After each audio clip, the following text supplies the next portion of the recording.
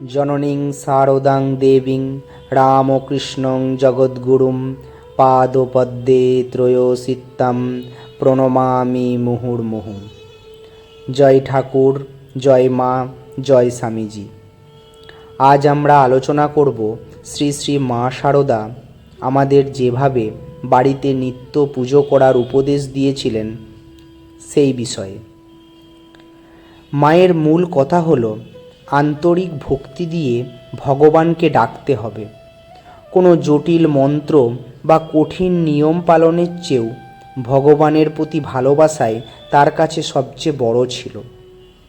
মা শারদা প্রদর্শিত পূজা পদ্ধতির প্রধান দিকগুলো আজ আমরা আপনাদের সামনে তুলে ধরব এই ভিডিওর মাধ্যমে। যার প্রথম দিক হলো ঠাকুরের সাথে আমাদের আত্মিক সম্পর্ক গড়ে তুলতে হবে।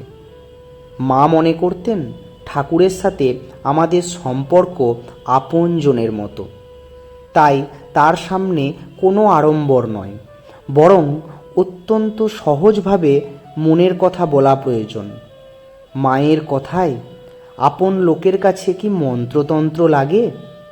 ওসব হচ্ছে যেমন কুটুম এলে তাদের আদর যত্ন করতে হয়, ঠিক সেই রকম। দ্বিতীয়টি হলো ভোগ নিবেদন। ভোগ দেওয়ার ক্ষেত্রে কোনো দীর্ঘ পদ্ধতির প্রয়োজন নেই। ঠাকুরকে আপন ভেবে বলবে, এসো, বসো, নাও খাও। মনে মনে ভাববেন তিনি এসেছেন এবং প্রসাদ গ্রহণ করছেন। ভক্ত ঠাকুরকে ভালোবাসলেই যেভাবে ইচ্ছা খাওয়াতে পারে, তিনি তাতেই খুশি হন। তৃতীয়টি হলো ব্যস্ততার সময় পূজা।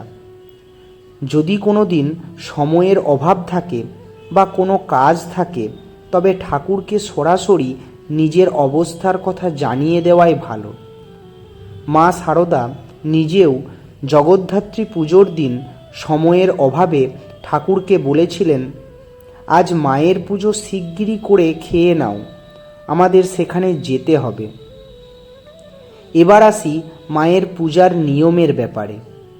শ্যামাচরণ চক্রবর্তী যখন মায়ের কাছে পূজার পদ্ধতি জানতে চান, মা বললেন, যার পুজো করবে তার মূর্তির সামনে উপকরণগুলো গুছিয়ে রেখে প্রণাম করবে, তাতেই পুজো সিদ্ধ হবে।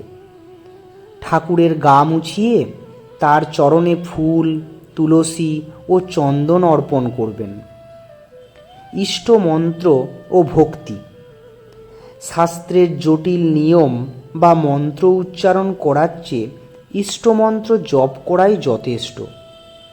মায়ের মতে দীক্ষার সময় যে মন্ত্র পাওয়া যায়, সেই এক মন্ত্রেই দুর্গাপূজা বা কালী পুজোরও কাজ চলে যায়। বাড়িতে নিত্য পুজো করার সময় মনকে শান্ত রাখুন এবং ঠাকুরকে নিজের পরিবারের সদস্য মনে করুন এবং এইভাবে শ্রদ্ধা ও ভক্তি নিবেদন করুন। এটাই হলো সঠিক পূজা করার পদ্ধতি, যা মা শারদা আমাদেরকে শিখিয়ে গেছেন। জয় ঠাকুর, জয় মা, জয় স্বামীজি। আজ এতটুকুই। আশা করি আমার এই ভিডিওটি আপনাদের ভালো লেগেছে। যদি ভালো লেগে থাকে তাহলে লাইক ও কমেন্ট করে আপনাদের মূল্যবান মতামত আমাদের জানান। আর ভিডিওটি শেয়ার করে অন্যদেরও দেখার সুযোগ করে দিন। ভালো থাকুন।